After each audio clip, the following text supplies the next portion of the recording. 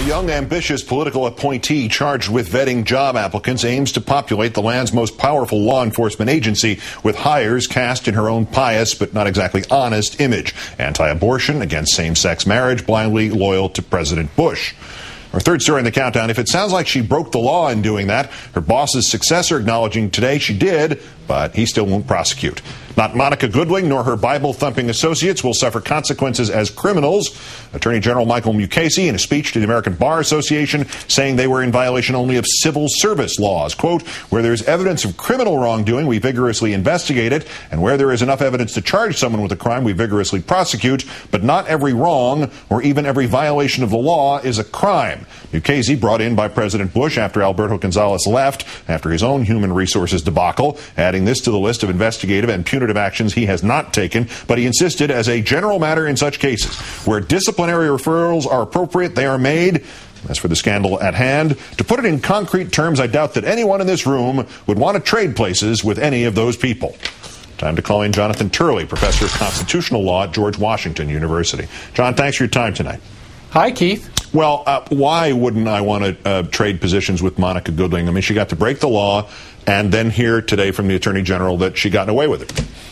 Well, you know, the Attorney General would have had a lot more credibility if he actually prosecuted government officials on occasion. He said that he would not prosecute what is defined as a war crime in the case of torture.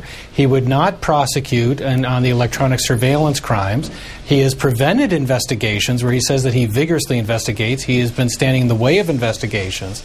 And now he's sort of putting forward an Elmer Fudd defense that, you know, I'd be a lot better hunter if the varmints weren't so fast. I mean, he's just saying, you know, they got away, and what can I do about that?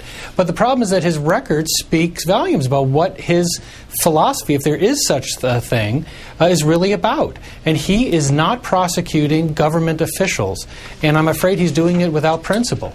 And there's another whopper from the Attorney General in here buried under that no prosecution headline, talking about whether or not any of the Goodling hires would be reassigned, would be dismissed. Two wrongs don't make a right. That is a brilliant legal-minded action. I'm awestruck to watch that. Why didn't he say, don't cry over spilled milk?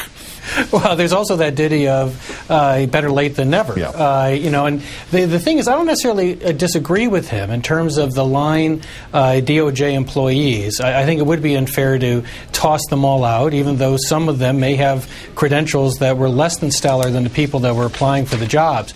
But my concern is with the immigration judges. I mean, it's clear that the standards used to select those judges were not based on the merits and were often based on their political alliances and associations. Those are people rendering decisions over the lives of others. It seems to me rather cavalier to say, well, you know, that's just water under the bridge. When Mukasey came in to succeed Alberto Gonzales, many people expressed hope. He was just too much of a jurist, his record suggested, to be another Bush hack. I'm sorry, if it wasn't official before, isn't it official as of today? Isn't he just another Bush hack? Well, I do think that Mukasey is an example of why it is so dangerous when senators like Senator Schumer and Senator Feinstein protected him from having to answer a question on torture. I think that he shows the Senate that they have to demand answers to these questions. What he said at first was he didn't know what waterboarding was, which was not exactly credible. And then he said that he'd have to answer the question later, which he never did. And I think that it's not fair to call him a sycophant like, you know, Alberto Gonzales, but he is a remarkable cynic. That is, he seems to believe that he has the discretion not just to prosecute, but to define what crimes are. No one's having a trouble defining what torture is or the violation of electronic surveillance laws. Those were already defined by federal courts. But he is treating himself as the sole decision maker and the person who will define those crimes. And in so doing, he's making a wonderful argument for reinstating the Independent Counsel Act. All right, one more while we have you, John. The Federal Appeals Court ruling today on the dismissal of the Wilson Plains civil lawsuit against various key administration figures, it has been upheld. There is no lawsuit right now. Do you concur? You know, I don't agree with everything in that decision. I said it when it was filed that I thought it was unlikely that it would succeed. It was a bit of a stretch, but I felt that the court was wrong on critical points. By the way, the vice president lost a major issue when he claimed this was all a political question, and even Judge Santel, who's quite conservative, said that's just ridiculous. But I think the problem here, and it goes back to the Independent Counsel Act, is it shows that there is no independent basis to protect people like Plum. She was done wrong. wrong. And what happened to her was, in fact, at least for many people, a cognizable crime, but it was certainly a violation of public policy. And even George Bush's closest aides have said that he broke his word. And he said he would fire those responsible.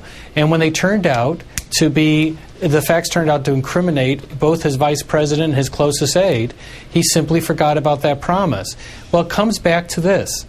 We have seen now over and over again the refusal of this administration to allow juries and grand juries to look at questions.